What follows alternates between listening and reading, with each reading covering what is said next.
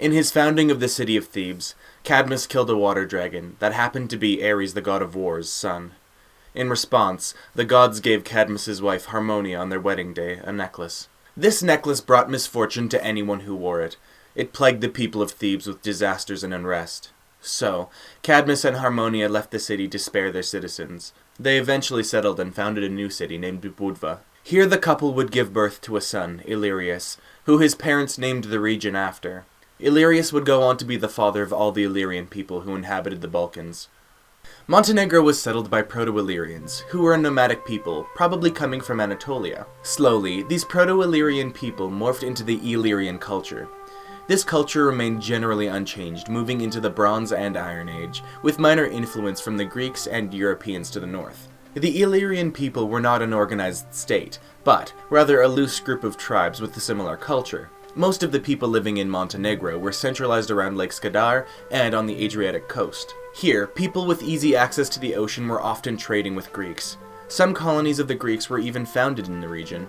While many northern Illyric tribes were being conquered by the Celts, many of these Celtic people began making their homes in the Montenegrin region. Soon the tribe of Ardeae began expanding its influence throughout the region, and into modern-day Albania and Bosnia. They were able to avoid conquest by the Celts, who were more focused on their attack on Greece. The first major conquest against a formidable opponent was the Ardeae's march south to attack Epirus, and their territorial expansions would continue northwards into central Dalmatia. The Ardeae would frequently raid and pirate Roman cities and ships, in and along the Adriatic, to contest the Romans' trade power in the sea. This angered the Romans, who sent emissaries demanding reparations. The ruler at the time, Queen Titua, refused, which made one of the emissaries lash out at the queen, who, in response to the disrespectful behavior in front of monarchy, ordered the man to be killed on his way home. Once this had been done, there was no turning back, as the Romans were so infuriated by this action that they declared war on the kingdom. Titua was caught completely off guard when Roman troops landed in the south of her lands. She tried to halt the Roman advance, but was not able to, and eventually was forced to sign a peace treaty that limited navy size and extent of travel, made the kingdom a vassal of the Romans, and forced them to give up some of their land. The following years were a slow rebuilding of the nation, and a rise to their former power. In this, the Ardeae formed key alliances and broke nearly every convention of the aforementioned peace treaty with Rome. Now, the kingdom began attacking Roman allies in the Balkans, but this proved to be a miscalculated maneuver, as the Romans attacked in defense of their allies, won, and reimposed the restrictions of the First War. A third war with the Romans began, from many anti-Roman sentiments in the Ardeae. But this only led to the downfall of the kingdom and its final annexation by Rome, with the razing and looting of many cities. Under the Romans, Montenegro was part of the province of Illyricum, then Dalmatia, and finally Prevalentania. The Romans greatly improved infrastructure in the lands, with their famous Roman highways and new cities. The United Roman period ended with the division of the empire between East and West, of which Montenegro lay splayed across the borders of both. But there was now a wave of migrants coming from Eastern Europe, fleeing Hunnic invasions. One group, named the Ostrogoths, eventually began a kingdom and conquered the whole of Montenegro, uniting the lands once more. Very soon, these Goths were defeated by the Byzantine Empire, and here, the Montenegrins were under Roman rule once again, although this time united. But the Byzantines managed to anger the Avar people, who began continuously raiding the towns of Montenegro and the Balkans. Soon, the Avars in their ferocity would force many Slavic people to flee their homes and resettle in Montenegro, beginning the Slavization of the Montenegrin culture. The new Slavic Montenegro gained independence and established the Principality of Dulka, but here, under the threat of Bulgarian invasion, they united alongside their neighbors, the Serbian kingdom, to fend off the powerful invaders. This alliance was unsuccessful, as the Bulgarians conquered the Dulkans, but very soon after, the Byzantines would defeat the Bulgarians, in their victory, forcing the Dulkan kingdom into vassalship. This rule was very unpopular, as the taxes placed on the Dulkan people were very high. So, when a Byzantine ship full of valuable trading goods became stranded on the Montenegrin shore, the king Stefan Vojislav took the opportunity and stole the treasure. The Byzantine emperor demanded the return of the goods, but Stefan refused, which prompted an army being sent to put the Dulkan king in his place. As the Byzantines were unfamiliar with the mountainous land, they were easily ambushed and defeated. The mountains would prove to be the savior of the kingdom, as time and time again the Dulkans used it to their advantage, defeating Byzantine and allied armies through ambush and being able to hide their true numbers. Later, independence was guaranteed when Stefan died, and his son Mihailo fostered an alliance with the Byzantines and began diplomatic relations with other Europeans. These actions solidified Dulka as, although a minor power, a power nonetheless. There was a period of expansion as well under Mihailo, as he conquered many minor Slavic nations around him. Later, the king Bodin passed away, and having a large family, many claimed the throne. The Byzantines saw the instability this caused, and began meddling, sending relatives who would be Byzantine puppets if they gained access to the throne. Many wars ensued that destroyed the nation's standing in the niche that it had carved for itself, leaving nothing but a husk of the former kingdom. Dulka was now a small strip of coastline, and once again a Byzantine vassal. Much of the Montenegrin land was taken over by the Serbian kingdom, and eventually, the vassal that was Dulka was absorbed into Serbia. But once the Serbian Empire fell, the Montenegrins gained their independence as the Principality of Zeta. Zeta soon felt the influence of the Venetians, who bought several towns and much of the coastline from the Principality.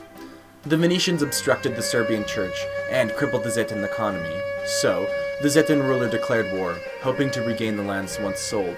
This war ended with no territorial changes, and the peace treaty demanded conditions from both nations that neither respected, leading to a second war. There were initial gains by the Zetans, but during the war their ruler passed on with no heir. So, he gave his lands to his uncle, who ruled the Serbian despotate. The war was thus continued and won by the Serbians, who conquered some of the coastline. The full conquest of the coastline would have been completed, if not for war being hastily concluded, with the threat of Ottoman invasion looming. During the Ottoman attack on Serbia, Zeta gained independence for a short while, until the Ottomans swept in and conquered them as well.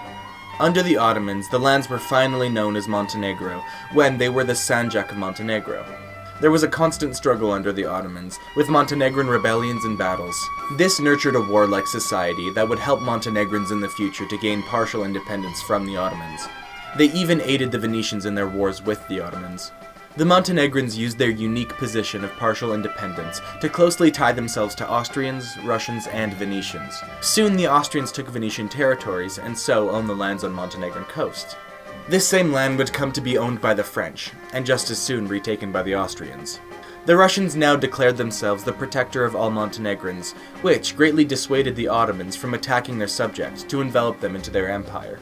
But when an Ottoman diplomat was assassinated, it was blamed on the Montenegrins, and the Ottomans responded by killing several civilians, which provoked a war. And since this was during a time of Ottoman unrest, the Montenegrins were able to make territorial gains and achieve full independence.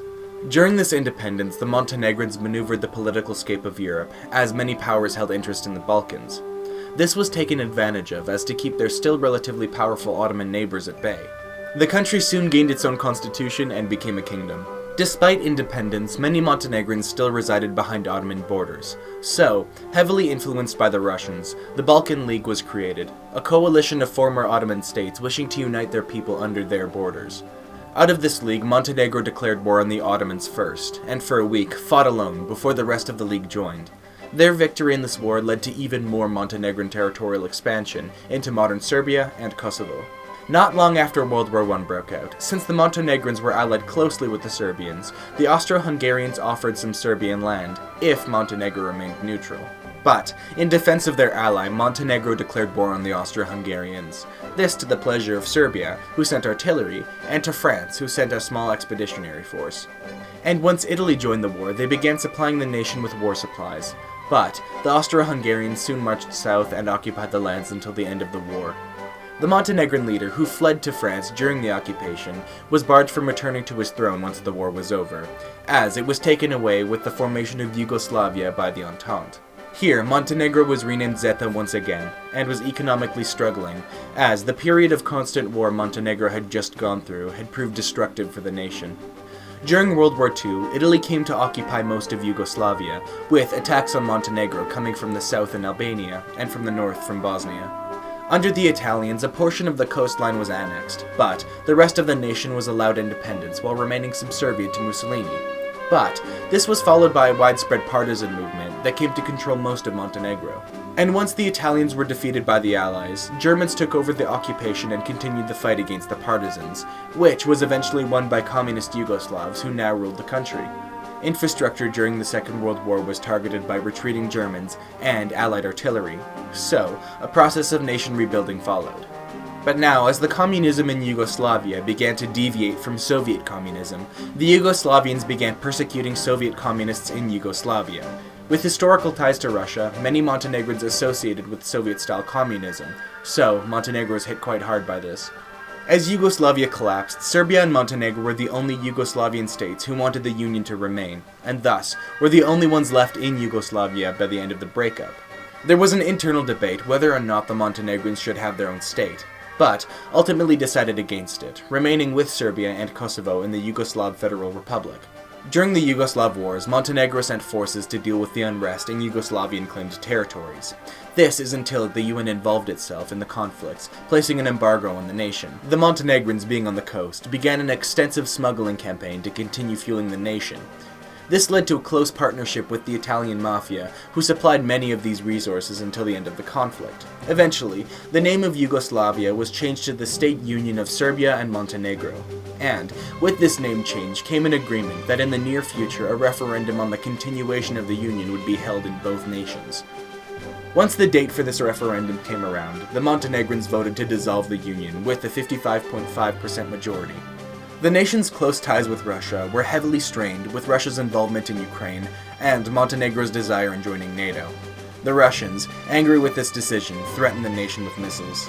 This was followed by a plot to overthrow the president by opposition party members, but their plan was uncovered before it was able to be put into motion. It was discovered that the coup was heavily influenced by Russia, infuriated with Montenegro's increased reliance on the West rather than Russia. After requests and an invitation, it took a while before Montenegro was officially part of NATO, and, despite Russian influence and vocal opposition, it eventually happened. Following their acceptance, Montenegro began talks with the EU for membership, that is scheduled for 2025. Protests began against Montenegrin leaders who've been in power since before independence, primarily on the basis of corruption. But the protesters were never successful in achieving their leader's resignation and transparent elections. Soon after, the government passed a law that allows for it to claim lands owned by churches if they were not owned by the church before 1918. This sparked more protests that haven't concluded yet. And that is the state of the nation of Montenegro.